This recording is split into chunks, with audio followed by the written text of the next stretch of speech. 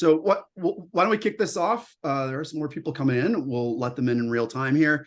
Thank you for joining our first Lofty Lunch and Learn of the year. We are very happy to have a very good friend, super angel, super VC, the founder of Chicago Techstars before it was even Chicago Techstars, joining us today, Troy Henikoff. He'll introduce himself in a few moments here. Just to give you a little bit of background on what Lofty Ventures is and set the stage, this is going to be about an hour.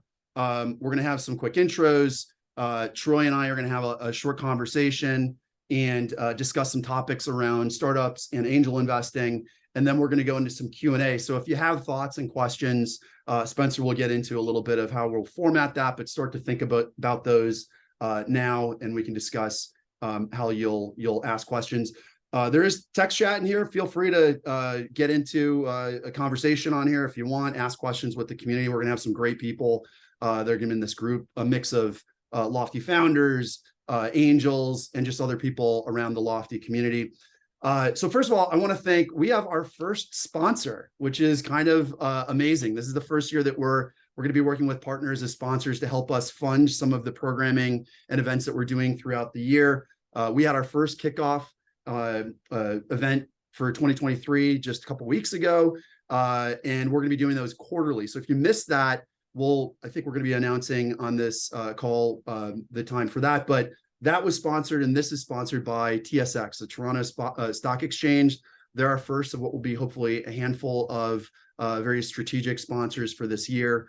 And we're excited to have them and very thankful they're jumping on board. So just a quick overview, if you haven't heard of Lofty Ventures before, and this is kind of new for you, Lofty Ventures is a platform that we created to support the 140 plus founders that we work with across 77 companies. About 90% of those are based in Chicago, and 70% of those are led by underrepresented founders. We've had 5 exits. Our goal is to support those, what we call the Lofty family, with programming like this and opportunities to learn how to angel invest and all that, as well as build another community now, Lofty Angels, which a number of you are either new to or been engaging with us for a little bit. Part of what we do is this monthly educational series. We're going to be announcing our next chat for March on this as well. It's going to be with Amanda Lannert, who's the CEO of Jellyvision and also a prolific and amazing angel investor here in Chicago. Spencer will be sharing links to those invites at the end of this. And then we're going to have a lot more programming throughout the year. So please continue to join on this journey. This is a free program with Lofty Angels. And there's also an opportunity if you want to engage in investments with us through the syndicate. There's no commitment to do that. We've driven this year, actually just over the past, let's say 15 months since we kicked off the syndicate, $1 million into 4 deals that we worked with. And then another $500,000 into a fund that Spencer has created over the past year called Spencer Ventures. So the Lofty Angels community has driven over $1.5 million across those 3 entities. So with that, I'd love to kick this over to Spencer. Yeah. So yeah, thank you guys for joining us. I'm excited to get into the meat of this. The last sort of administrative point here. As Chris mentioned, we're going to kick off this conversation between Chris and Troy. We have some questions for him. If you have questions for Troy during this period of time, which I encourage you to think of things that you'd like to ask him, there's going to be about a 20 to 30 minute Q&A session at the end. And so what we're going to ask, similar to how we usually run these, is if you have questions, use the chat feature on Zoom to message them to me. I'm going to collect questions. Sometimes there's multiple people who ask the same question. We can kind of synthesize them. This also helps with just time efficiency because we don't have people introducing themselves for 5 minutes. They ask a question. But without much further ado, let's just kind of hop into things. Thank you, Troy, so much for joining us. And thank you, Chris, for hosting and putting this all together. Of course, happy to be here. Good to see everybody. Yeah, Troy. So I'm sure a lot of the people on this Zoom know who you are, but would love you to give a little bit of background for those that don't, and maybe there's some interesting trivia points that people will learn that already know you. So please feel free to give a decent background, 5-ish minutes, so that people really understand who you are and why they should listen to you. Where's your source of wisdom? So keep me honest here on the 5 minutes. I'll try to keep to that. If it bleeds, it's okay. This is the good stuff. All right. So at the end of the day, one of the things that I think I bring to the table that's interesting is that I have been an entrepreneur in many different forms. So a bootstrapped entrepreneur, an angel-backed entrepreneur, a venture-backed entrepreneur, and even built a company for a PE firm. And I've been an investor in many different forms, made 30 direct angel investments, have been involved in 2 separate funds, the Firestarter Fund and Math Venture Partners, and backed 70 companies through Techstars. So all in total, been on the cap table of close to 200 companies. And so I have this interesting dual perspective that I think is really valuable for entrepreneurs. And I'll add a third thing, which is that while Math Venture Partners raised Fund 1 in 2014 and raised Fund 2 in 2018, we have decided not to raise Fund 3. We made that public. You can read all about it on our blog. But that puts me in a unique position in that you guys can ask me any question you want. I'm not going to be funding your next company. And so, I do, as Chris alluded to, I tend to be very direct and honest, not because I'm trying to be an asshole, but because I'm trying to be helpful. And so, and my wife literally did make up t-shirts when I was, not t-shirts, polo shirts when I was running Techstars that said, "We'll tell you your baby is ugly," because I will tell you your baby's ugly if that's what I think. I'm trying to be honest and direct. So for me personally, I was an accidental entrepreneur. I had this dream when I was a kid of designing sailboats for a living. And I went to college and got a mechanical engineering degree and thought I was going to pursue that, was on the sailing team, all that stuff. Turns out that isn't very practical. There's a whole backstory we don't have time for on that. But I found myself graduating from college without a job and not going into sailing. And so trying to decide what I wanted to do. And at the end of the day, I had a couple of offers that were with engineering firms, and they were just like sitting in a sea of cubicles with, hundreds of other people in a sea of cubicles, and that was not for me. And I had spent my previous 2 summers writing software for companies. This was very early days of the original IBM PC using DBase. Does anybody here remember DBase? Okay, I got one. We eventually matured into using the Clipper compiler for DBase, if that, Jace, if that rings true to you. But anyway, so it was awesome. And what ended up happening was I went and met with there was one person I knew who I had bought computers from the previous 2 summers, a guy named Michael, and I had said to him, "Hey, I have this interesting job offer in Boston to do consulting, programming stuff, but I really want to work in Chicago. Do you know of a firm like that?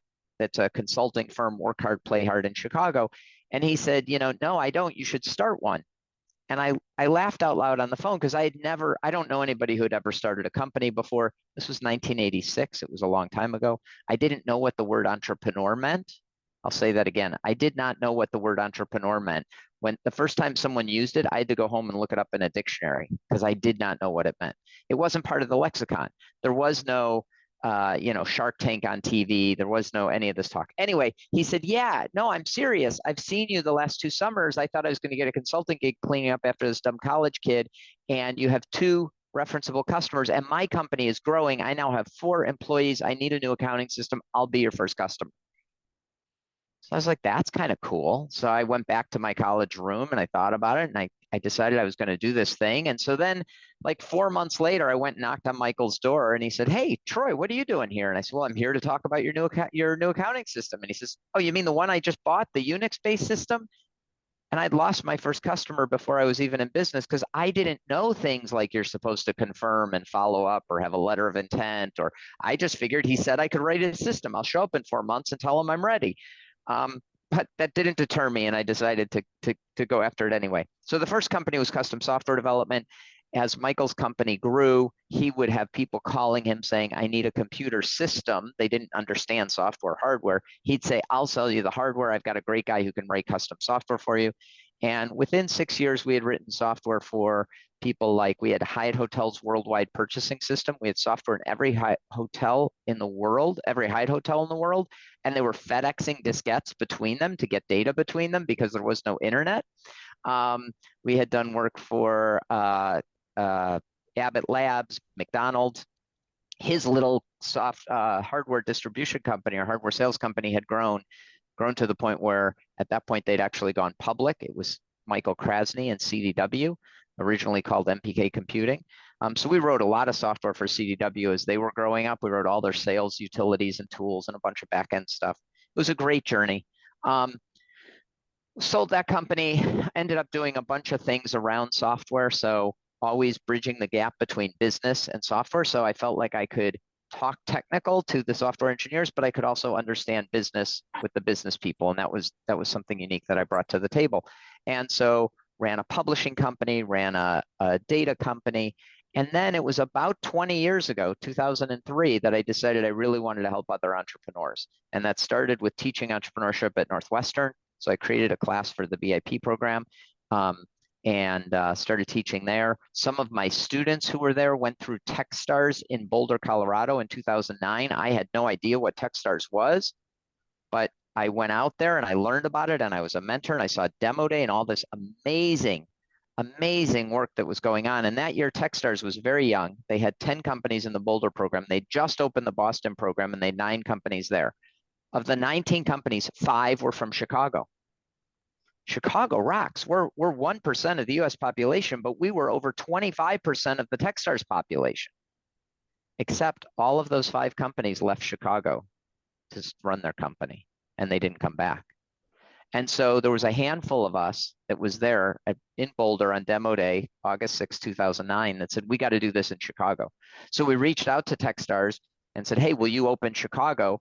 And David Cohen and the guy who was running Boston at the time, Sean, came out to Chicago, met with us, and they said, what you're attempting to do is great, but we are too busy. We're about to open New York and Seattle. We could never do more than that.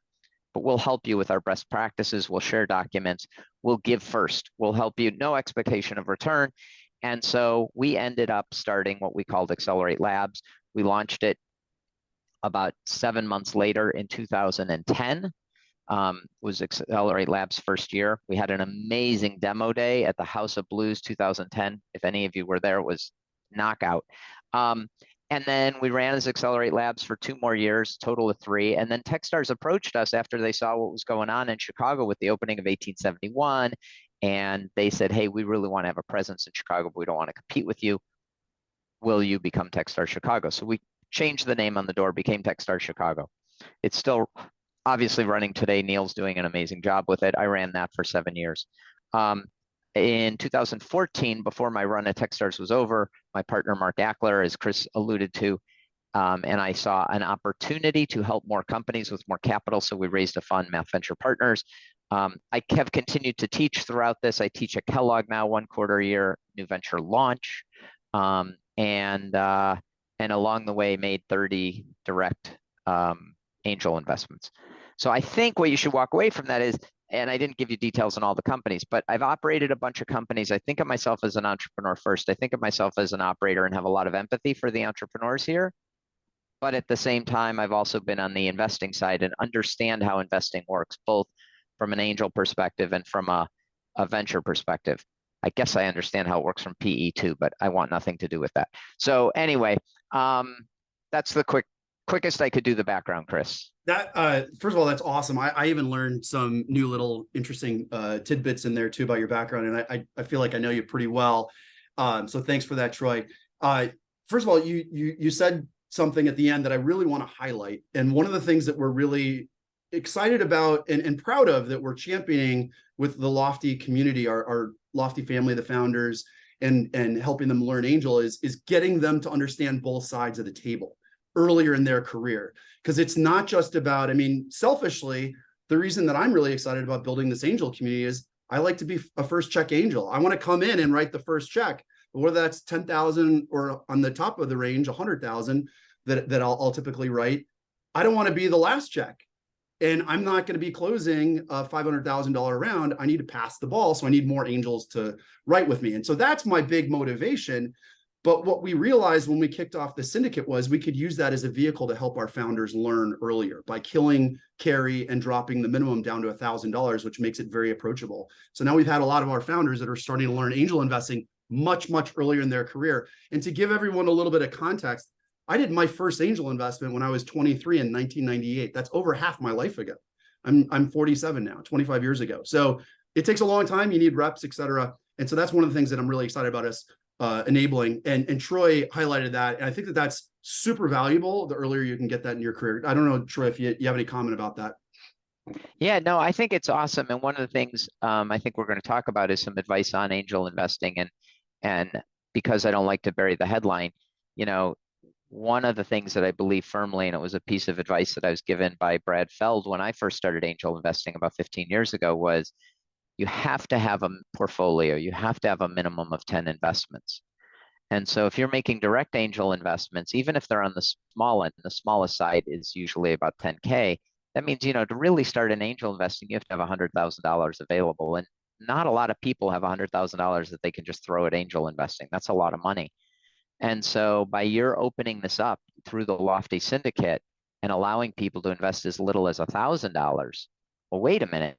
Now, over the course of 3 years, can I invest $1,000 10 times? Maybe I'll do 3,000 this year, 3,000 next year, 3,000. That's like skipping your Starbucks coffee every day. Like that's not that hard. And you will open it up to people who can start building that portfolio. And I think that's amazing. Awesome. Well, I appreciate the vote of confidence. I think we're very excited about that. And it's also important to note for any of the founders from Lofty that are in here, or any founders at all, there's no pressure. You can absolutely jump in those or not. We just want to give access and let you understand what the potential value is. So we have some questions. I'd love to jump into Troy. Throw one out here for you. What was a belief you had early in your career that has shifted over time? Well, the thing that comes to mind immediately is that early in my career, I thought, oh, I'm pretty good at this entrepreneurship stuff. I'm going to be able to tell what's a good business and what's not. I'm going to be able to make good investing decisions based on my business experience. And I thought that the answer was in spreadsheets and PowerPoint decks. Note the use of the word PowerPoint deck. This was a long time ago.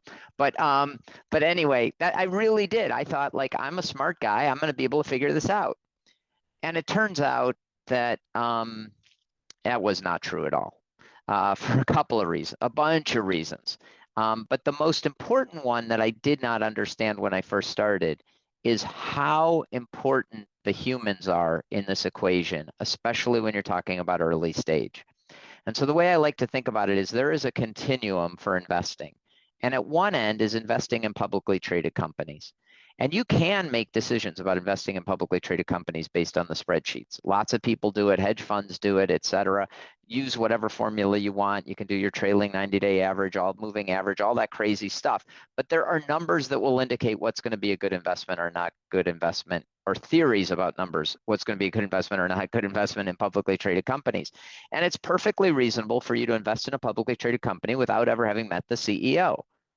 For that matter, maybe not even knowing who the CEO is. I don't know, IBM. Maybe I invest in IBM because I like their P to E ratio.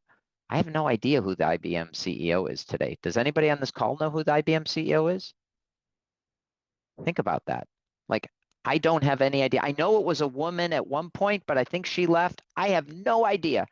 But you wouldn't think twice if I told you, I think IBM's a really good deal. Look at its price, P to E ratio, blah, blah, blah.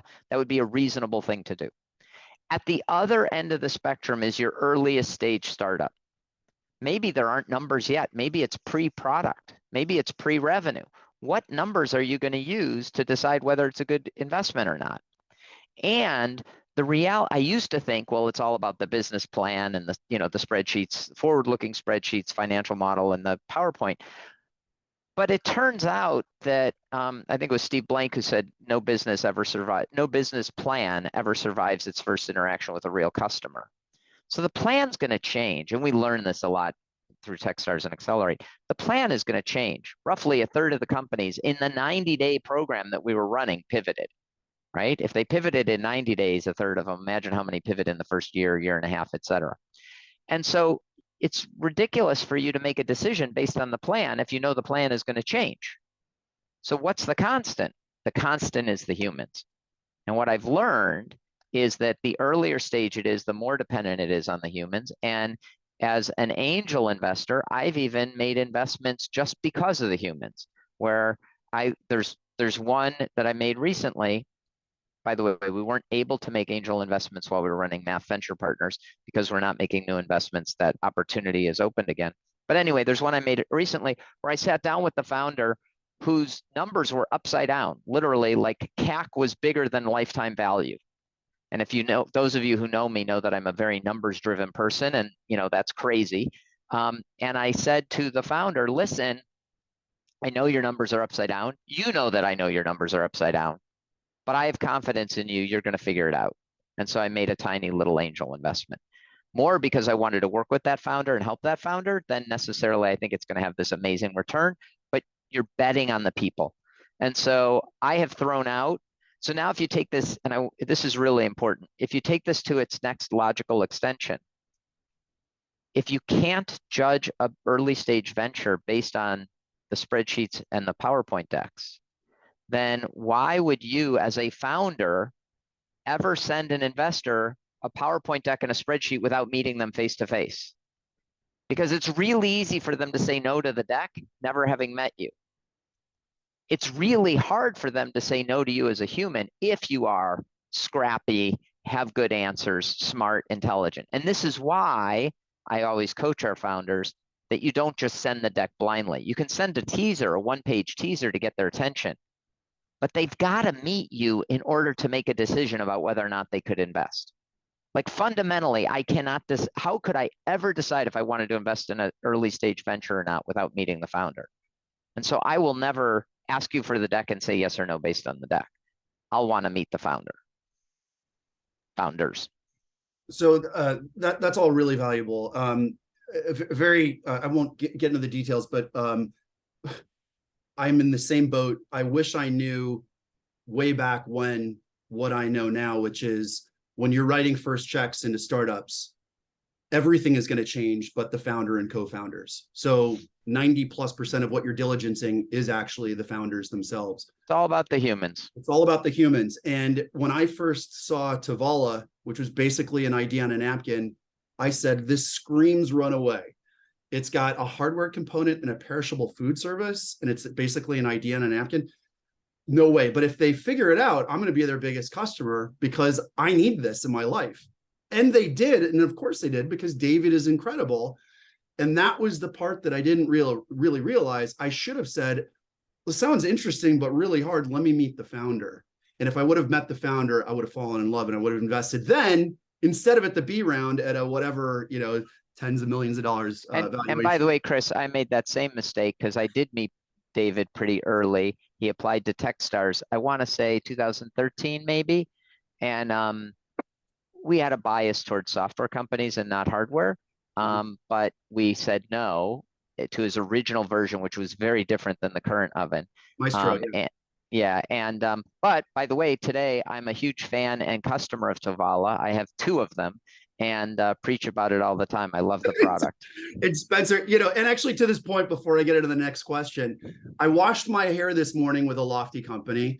I made 5 intros in the last 24 hours in another Lofty company. That was Small Wonder, that's the hair, which Troy and I believe are co-investors in. It's in the Lofty family and Troy's portfolio. Bridge, which is the app that we use to make intros. Spencer's literally eating a tin of Tavala. I'll be eating Tavala tonight. We eat our dog food. I mean, so much of what we do is invest in companies that not only we want to use, but we can plug back into the Lofty community. I'll give one example of that I'm super excited about for this year. We invested 2 years ago in OffMap, which is a glamping company, and we're going to have Lofty Camp this summer for our founders to get together. We were going to do it last year, but I got COVID right before that. Okay, so without going too far off on tangents, because I think these questions are really fun and I want to get more of your thoughts on it. So now that we've established the most important thing to diligence at the first check and first round stage is the founders, what do you look for, Troy, in founders? Oof. All right, I got a big laundry list. Let's see. So first of all, intellectual honesty. So I really dislike it when founders are drinking their own Kool-Aid and fooling themselves. If they're not honest with themselves, they're not going to be honest with their investors. They're not going to be honest with their customers. And I think it's so important. Interaction. Anthony has his hand up. I love it. You got to come off mute. You're on mute. We can't hear you.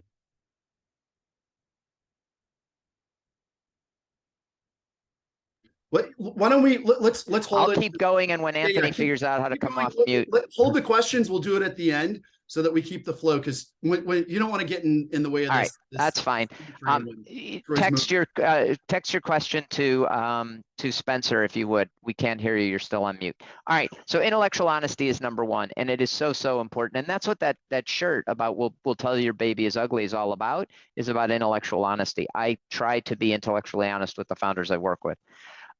Coachability, and this is an interesting one. This is my personal preference. I love working with founders who are coachable and want to improve. That doesn't mean those are going to be the best founders or have the biggest return. It just is what I like to do. And this is a big reason that I invest in founders and directly as an angel is because I like working with entrepreneurs and helping entrepreneurs. And so that's, for me, that's just personal gratification. As an example, I would argue that Steve Jobs was probably one of the least coachable entrepreneurs on the planet. I mean, imagine him being in a Techstars program and having 75 mentors telling him what to do. That doesn't mean he was a bad entrepreneur or had bad results, right? So anyway, tenaciousness obviously is so important. Tenaciousness is in conflict with coachability a lot of times, right? Because another word for tenacious is stubborn. And there's this fine line where you have to be tenacious and go for it and be stubborn, but not so stubborn you won't learn, which gets me to the next part, which is I love people who are intensely curious. And not just about their business, but about the world, because that usually leads to their being intensely curious about their business and how it works, right? It's not acceptable to me to just be like, oh, I've got a great business. I sell pens and I know I can sell pens at a margin. I want to know, why is this business working? What can I do to make it better? How do I grow it faster? That's the kind of personality I'm looking for, that insatiable desire to learn. Another key part is founder market fit. Not product market fit, but founder market fit. I want the founder to be passionate about the product that he or she is bringing to market, because this shit is hard. And there are times where it's really hard. And if you don't have the desire, the passion, you're going to just burn out and give up. But people who are mission driven and have that founder market fit will plow through. And then the last piece that is an absolute must, this is binary, it's either there or it's not. And if it's not, I run away, is trust. I talked about intellectual honesty. This is more honest trust. I need to trust the people I work with, the people I'm involved with. If for some reason I don't trust that someone's being honest with me, or I have that hint of distrust, I'm going to run away. Life is too short to deal with people where you have to question and figure out if they're actually telling you the truth or not. So I like people who are blatantly transparent and trustworthy. I'm going to give my quick 4. Because I'm an angel and I invest my own capital, I never actually defined this, because I'd say, oh, I like them, I'm going to invest. I had no investment committee I had to report to, or limited partners that I have to justify to. I can make my own investments however I want. But now that we're trying to educate other people on how to angel invest, I've had to unpack this a little bit. And so my quick 4, which really goes to your last point, number 1 is giver, in the Adam Grant sense of give and take. So that's a big bucket. That's, they're trustworthy, they care about helping others, etc. So that's my number 1, and these are ranked. The second and third are kind of tied. It's hard for me to make one higher priority than the next. Number 2, brilliant. Number 3, really scrappy, gritty. So we've got a lot of parallels to some of these, Troy. And then the 4th, I have a slight variation on yours, problem founder fit. And what I mean by that really quickly is, I want the founder to absolutely hate the problem to a point where they can't sleep at night until they solve it, and not love the solution. It's not solution founder fit, because the market and your customers are going to tell you what the correct, you got to have a hypothesis. This is what I'm starting with, but it's going to change and everything's going to evolve. It's all about the problem. It's not about the solution. I agree. Actually, on the other side, on the flip side, let's talk about the flip side real quickly. On the flip side, one of the things that makes me run away is when I hear a founder who's in love with his or her solution, because then you're blind to the potential that there are better solutions out there. And I have seen that a lot. And it took me a while to figure that out, but there totally is I like your thing. I like your description of problem founder fit better than market. You can have it. Fit. Yeah. I mean, Yep. hey, I'm going to steal that one from you. you're absolutely, and here's, let me just make it very clear for the founders so they understand this. There are literally founders, and this happens in Silicon Valley especially, that will Google what are billion-dollar problems to solve, or just ask ChatGPT now, because they can tell you what the billion-dollar problems are. The problem is, if you didn't personally experience that problem, you have no attachment to it. And when things are going up and to the right, great, you're going to stick with it because you're going to make $1 billion. But as soon as you hit those troughs, as you always do, you're going to pull the ejection handle. And that's fine to do if you're doing it on your own and you're trying to figure out your own cash flowing business. But once you take other investors' money, then I lose. And so I want to hedge my bet, but I want to work with people that actually give a bleep about what they're trying to solve. And if you've experienced that problem personally, you really have. You kind of answered most of the next question that I wanted to get into, Troy, which, go, if you want to say something, jump in.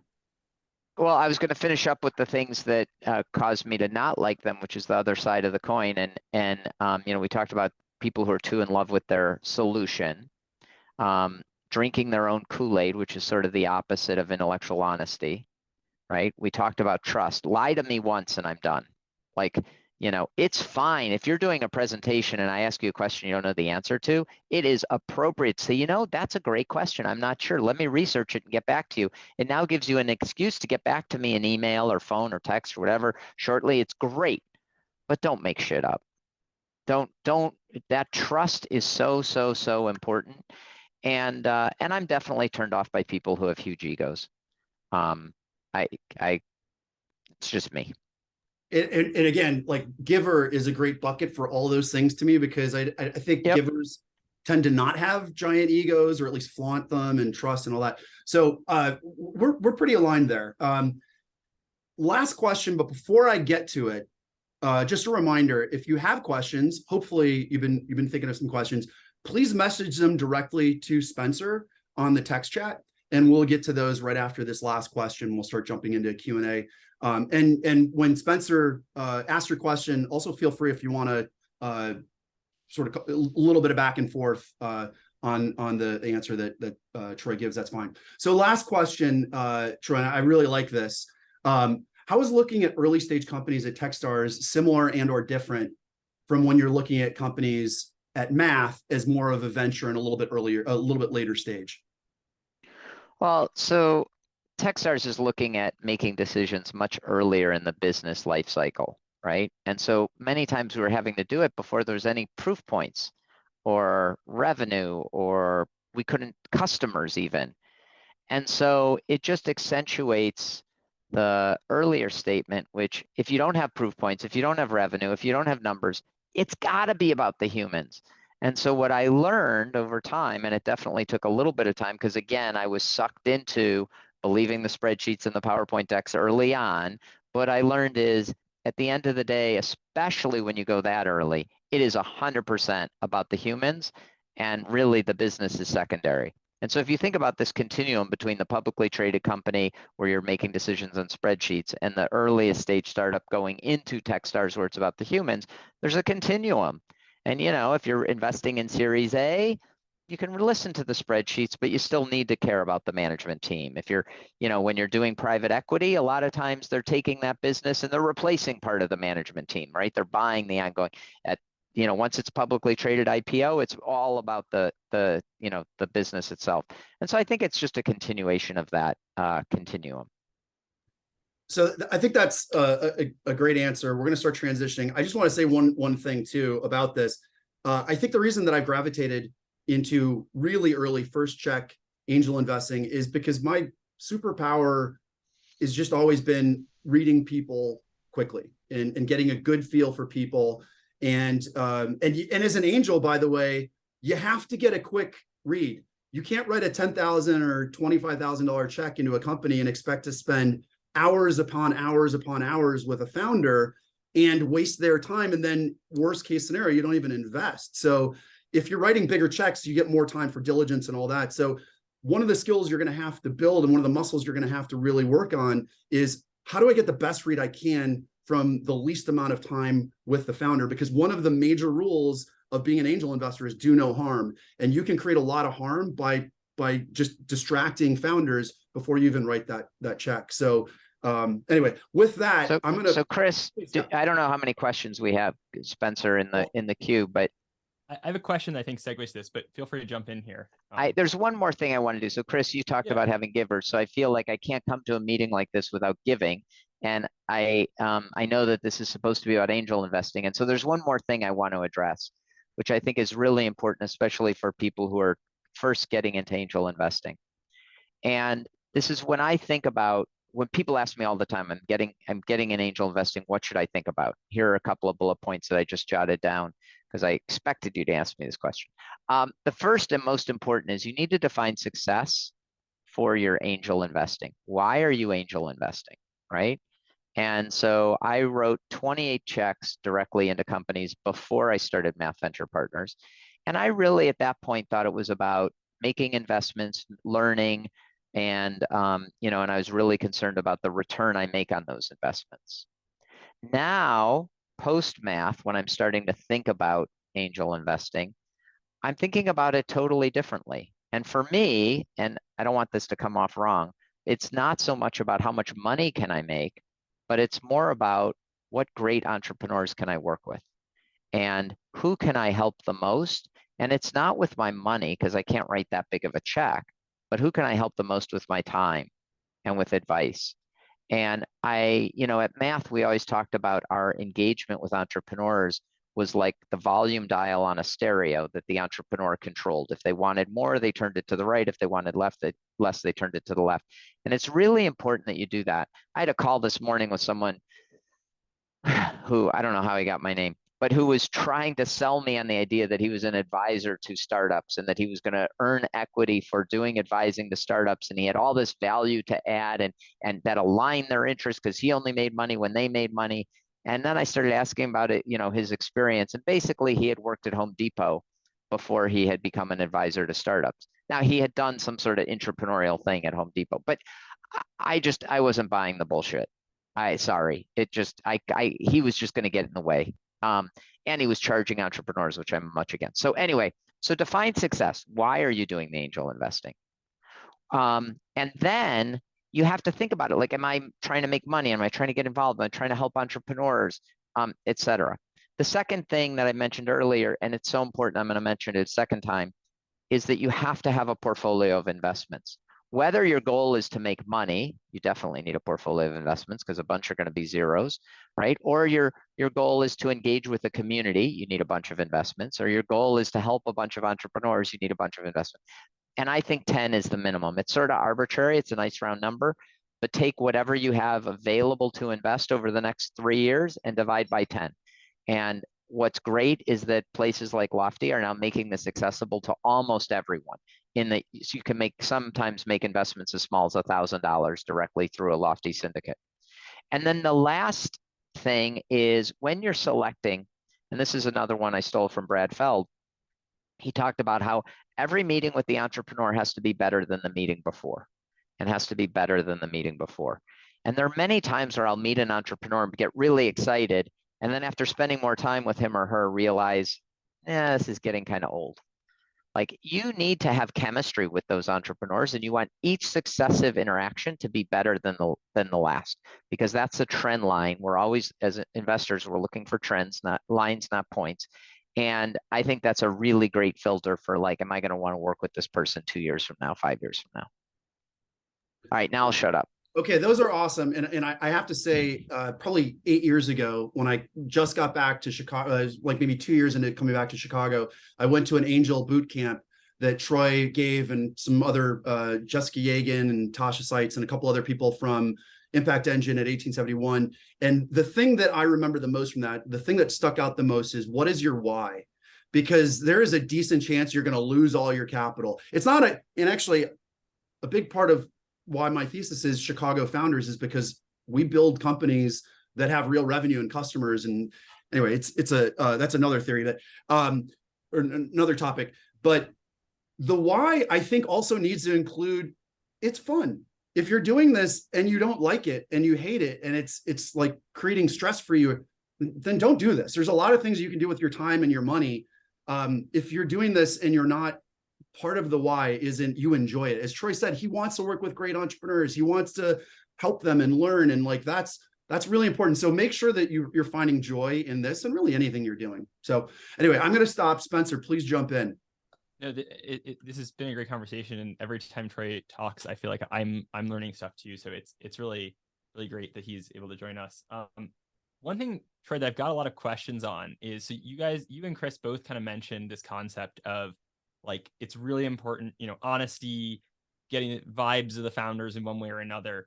I get a lot of questions here on like, okay, how do you diligence that? What's the test of it? Is there a specific thing that you look for to try and, get the read or barometer on the honesty of founder? Do you crowdsource it? How do you think about it? And as Chris mentioned, in the context of often when you're investing, especially when you're angel investing, you likely don't have a ton of time with the founder. Yeah, so there are a couple things. So at the highest level, people who've spent time with me, particularly if they're pitching, et cetera, will know that I tend to triangulate. So I'll hear a question. This just happened yesterday. An entrepreneur was pitching me, and I wanted to know how many customers they had. They didn't tell me how many customers they had, but they did tell me what their average customer contract value was and what the run rate was. So I did a little math, and I'm like, so you're telling me you have 16 current customers? And he thought about it for a second. He said, well, we had 17, we lost one. Yeah, that's right. And so that's like, and what happens is when I'm given little pieces of information, I'll end up triangulating or asking the same question multiple times to see how much they're stretching the truth.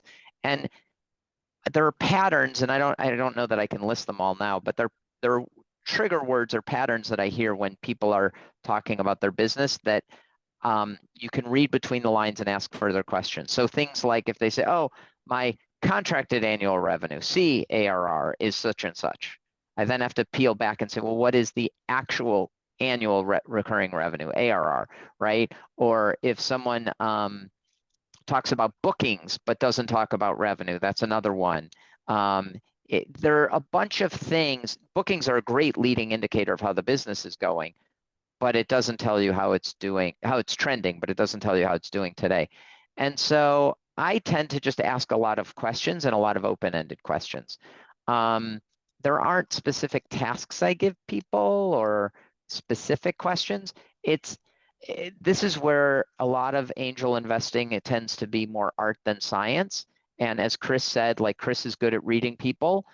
You do have to be good at reading people, and they're just, if I'd known this question was coming, I would have thought about it. And there are a bunch of trigger phrases that I hear where I literally am like, oh, that is code for I've got to ask a bunch more questions because they're hiding something. Gotcha. And okay, wait. So I'm actually, this is really, so I think Troy did a really good job on the IQ part, and the EQ part is, again, this is art stuff, and it's very complicated. I'm going to just give a 10-second anecdote from a movie because I love it. Anybody that saw Swingers, which was from the mid-90s, there's a scene when Trent goes to his friend. You don't want to be the guy that everybody's rooting for. You want to be the guy in the rated R movie that you're not quite sure where he's coming from. You're not quite sure if you like him. I think that's the worst advice of all time. He's trying to say, like, that's if you're trying to have, you're looking for a mate, and that's, you want to be mysterious. If I see that and I've got questions about what their motivations are, where this person's coming from, those are flags I run. I don't even try to dig anymore.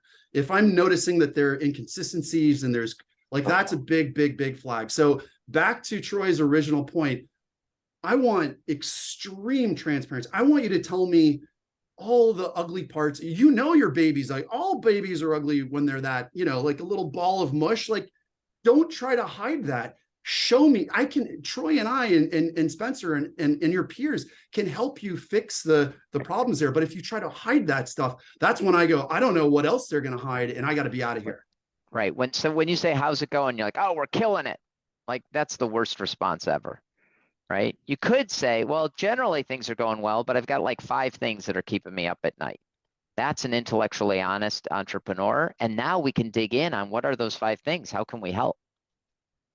I think it's really good that you said that, Troy, because one thing that I've noticed over time, like looking at different investments, has been that sometimes you have like the most seasoned entrepreneurs are the most upfront about the issues, because similar to like a sales call, you want to objection handle and you want to understand. And those are the Totally. things you'll get there eventually if you're a seasoned entrepreneur. And this is also something where people who have been on the Lofty Syndicate venture calls, like we will work with the founders before they pitch the syndicate to make sure that there is none of that fluff, because we want to make but like as you're going off and people are doing their own angel investments, like this is part of the training wheels coming off moment, is like looking for these things. Yeah, and Matt pointed out in the text, like vanity metrics. I hate vanity metrics, right? Those are metrics that can only go up into the right. Total number of downloads in my history.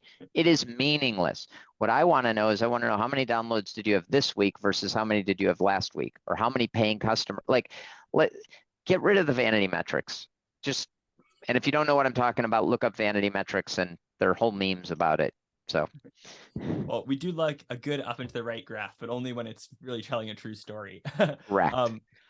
So one question that actually it's kind of interesting is I've had this question's been asked from both founders and investors that are on the call. And so this seems like a big question. I think a lot of people are bought in this concept of, well, we as investors want to look for the people. And maybe the numbers aren't as important, but like surely there are some numbers that are relatively important. And specifically, a lot of questions that I've had right now are around how to think about valuations. And is that different when you're looking at angel investments versus, say, your Series A, Series B, where maybe valuations are a little bit more intensive of a range, or is this something you should consider less as an angel investor? Like, how do you, as angel investor Troy, think about the valuations of companies you're investing in, if you think about them really that much at all? Yeah, so as an angel investor, for me, valuation is something that's binary. I'm either going to accept the valuation that's on the table, or I'm not. I'm not going to renegotiate it. I'm too small. Like, even if you're only raising a couple $100,000, I'm writing a tiny check into that. I'm not going to renegotiate it. The art of pricing is very difficult, and it's confusing. As a venture investor, we have certain targeted returns. And so we're basically backing into, remember, if you think about a portfolio of 10 investments, a bunch of them are going to be zero. Some of them are going to be treading water. Some are going to be 2x. And you're going to have one or two that's going to pay back the whole fund. So for the winners to win, they have to pay back at least 10x, hopefully 20x or more. So when you invest, each investment you make, you should have a thesis that gets you to a potential 10 to 20x. And so what you have to do is, so the way I do it, not what you have to do, what I do is I think about, what kind of exit price do I think that this company in this market, could achieve? How much dilution is there going to be to get there? And I do the backwards math for what's the most I'd be willing to pay today. Because if I make those 10 investments and my big winner turns out to be a 3x, my whole fund, my whole portfolio is underwater.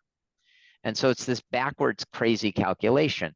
And it's a little more intense and a little more or scientifically based when you're doing it with a later stage company where you actually have metrics and revenue multiples, et cetera.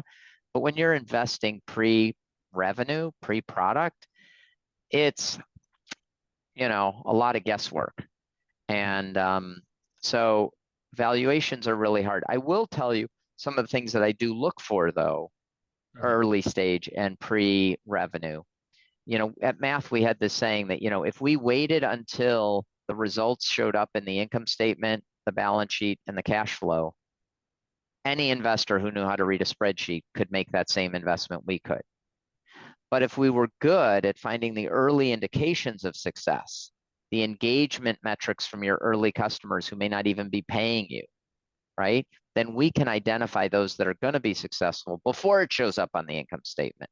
And so in these early stages, we tend to really dig in on those early engagement metrics. I will give you a little bit of a story. So one of the most successful angel investment I made was in one of our Techstars companies called TradingView. And I don't know if I'm allowed to share this, but it is many hundreds of X's in terms of its valuation today. I can talk about this because you'll have an idea. I invested in them during Techstars at a very modest single figure cap on the convertible note, single figure million cap. And Tiger Global invested in them 2 years ago at a $3 billion valuation. And they barely raised any money in between. So there was very little dilution in between. So you can do the math in your head as to where that came out. It's huge. I think it's the highest returning cash company in all of Techstars history so far. And Techstars only liquidated half of their position. But anyway, Why was I so excited about it? Well, when they got up at demo day and Stan was pitching at the House of Blues, there were two things that were really exciting. One was that their users were spending they had very little revenue, 5,000 a month. Their users on the TradingView platform were spending 3 times as much time per day on the platform as the average user spent on Facebook. They were 3 times as much time on TradingView as the average user was on Facebook. So that's engagement. The second was that what they did on TradingView was they'd build these charts and they'd say, I think Apple is going to go up and down, and they'd write all this stuff. And when they hit publish, that chart could never be removed. So their name, it was a social network, their name was attached to this chart and this claim of what they thought this particular stock was going to do. So their credibility was on the line. And it took time to do this. You had to create these charts and write up and comments, and people took it really seriously. And at that time, when they were on the stage at the House of Blues, they had had over 800,000 of these charts created and published. 800,000 times humans had thought, this is worth investing 5, 10, 15 minutes and my credibility as an investor and putting it out into the public in a way that cannot be edited or deleted. Those two facts made me believe that this had potential, that there was incredible engagement, and it has continued, and they're huge. By the way, if you go to Twitter and in the Twitter search box, you put like $MSFT, Microsoft's call signal, you'll get a little chart. And if you look in the upper right-hand corner, there's the TradingView logo. TradingView is powering all of Twitter's charts now. So in addition to a whole bunch of other stuff, but they're doing really well. Everyone, when Troy said it's not about making money for himself anymore, it's because of companies that he invested in, like TradingView and all the others that have just knocked it out of the park. So, I'm personally very thankful that you've had these amazing exits, or potentially it's not fully exited, but you've got these companies that are doing incredibly well, because it's also now freeing you up and giving you the flexibility to really be the best Troy that you can be, which is, I want to invest my time in founders and help them in a way that would, I think, be a little bit more challenging if you really needed to make a return on all the deals that you do moving forward. Not to say that we shouldn't be capitalistic and financially motivated. We absolutely should, but I think this gives you more of that ability to be professorial, if you will, and more of that mentor that you're so good at. Well, thank you. And I feel like it's a privilege, and I'm trying to use it strategically, and how I can help various entrepreneurs in ways that may be different than what I would have done 10 years ago. So I'm going to give one takeaway that I got from that last comment. We're going to wrap up the Q&A because we want to make sure we end on time for everyone. I'm going to say 1 or 2 words, and then Spencer is going to close it. And he's also posting in the text chat some of the upcoming events, so take a look at those as well. Troy was talking about a unicorn. I just want to give everybody one tip out of this. I've lost the opportunity to invest in 3 unicorns. And 2 of those are really because I didn't maintain relationships over time. I went on a ski trip with the founder of Flexport. I would imagine most people on here know who Flexport is, and we became pretty decent friends. But that was in Scottsdale, and I left. I didn't really maintain that relationship. Kind of a missed opportunity. And second, I would imagine a lot of people on here have heard of StockX. I worked on a project, it was sort of a passion, fun project that Josh Luber, the founder of that, and I were doing several years, over a decade ago. And I even helped connect him with the graphic designer, Vince, who some of you guys have known because I've been working with him for a long time, to create the first iteration before it was even StockX. It was Campless. And I didn't really get access to that deal because we didn't maintain our relationship. So I'll leave the third one nameless. But this is a really important reminder that relationships, both as a founder, but really, especially as an investor, is the lifeblood of being an investor, because that's where you get your opportunities. That's the deal flow, and you just have to maintain those opportunities. Troy, you want to say something? You can have the last. Yeah, I got a yes and to that. So, you highlighted somewhere you didn't have the opportunity, but you should have. I've passed on multiple unicorns. They weren't unicorns at the time, and obviously in hindsight, I wish I had. So here in Chicago, Cameo. I mean, I met with Steve when it was just it was him and 2 people, and we were sitting in our conference room. I didn't feel like it met our investment thesis. We're more B2B SaaS, and so we said no. I think that was the right decision because it didn't meet our investment thesis and what we're willing to do. I don't mind that I've said no to multiple unicorns. You can't say yes to everything. And the more disciplined you are about what is your thesis and how you are going to vet things, you need to make it easy to say no to things so that you can say yes to the right things. And if I beat myself up because I said no to Cameo and it's a unicorn, then I'd end up saying yes to everything and I'd have a lot of garbage. Okay. And so, sorry, I'm going long, but so the nature of investing is you are going to say no to things that are going to be wildly successful, and you have to be comfortable with that. Yep. And I just want to cap that off with the biggest disappointment of all in the history of venture disappointments. If you guys haven't listened to Tim Ferriss and Bill Gurley, I think it was about 2 weeks ago, he was on the podcast with Tim Ferriss. Bill Gurley, by the way, led our first round in 1999, 2000 at Benchmark for V-Commerce, which was one of our early, nobody knew who he was at the time, but he was saying the biggest regret that they ever had was passing on the seed round for Google. Can you imagine? It was like $120 million valuation or something, and they couldn't come to terms on the value. I forgot exactly what all the details were. I think it was because there were 2 PhDs and they were like, 2 PhDs, no way. But it's worth listening to that podcast. Bill Gurley is a genius. But imagine saying, man, we passed on Google. It's going to happen. It's going to happen. You got to do the best, make the best decision you can with the best information you have at that moment. And it's going to be limited. And that's the whole game here. Thanks, Troy. This has been awesome. Like I obviously we could go on for another 2 or 3 hours as we do in our conversations anyways, but we're mostly out of time. Spencer, please take us home. This has been great. Yes, I just want to thank everyone for joining. I sent an event break. The Eventbrites don't seem to be working, so I'm going to send a follow-up email with the registering for future events. We'd love feedback on this. As Chris mentioned, like one of the big pushes we're doing at Lofty is this sort of angel education, both for our founders, but also for the people in the community that are interested in becoming part of it. Troy, thank you so much for joining us. I learned a lot, and so I hope everyone else did too.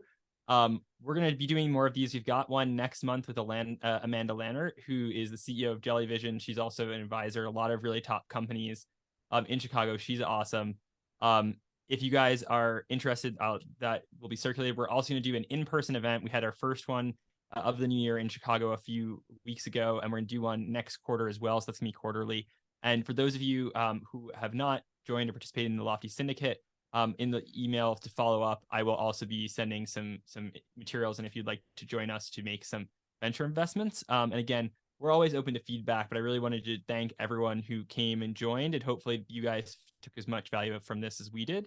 And we're just excited to have each and every one of you in our community and participating in the Chicago tech ecosystem or the global tech ecosystem as it is. So thank you guys actually, well, last thing, and then Troy, you take it away. If you have any friends that are, I love this term, angel curious, that want to learn about angel investing, send them to our website and they can sign up to be a part of this community as well. It's totally free. There's no commitment to make investments or anything. We just want to spread the word about angel investing. And if there's more people that want to learn, they should be part of the community as well. Thank you. Thank you for having me. I love doing this. I love helping entrepreneurs and helping potential investors. And I really am passionate about what you guys are doing with Lofty to make angel investing more accessible, which will get hopefully more people, more diversity of people into angel investing, which will lead to more people and more diversity of people getting funded. And I think we all win by having a more diverse ecosystem. So big props to you guys for doing this. I'm sorry, I got to say it because this is starting to happen already. I just have to show the point. QB was founded by 3 immigrant founders at University of Chicago. They had an incredibly massive exit. They owned most of the company because we couldn't get venture investors to invest, which thankfully Lofty was in both of their rounds. We used the exit to help fund an enormous amount of our investments in 2020.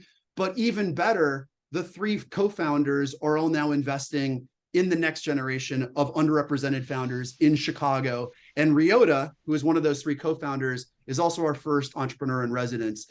And it's just like, that is the big evil plan. If you guys are trying to figure out like, why are Chris and Spencer trying to do this? Because we want to unlock the potential, not just in Chicago, but beyond. But Chicago is my home. It's where I'm from.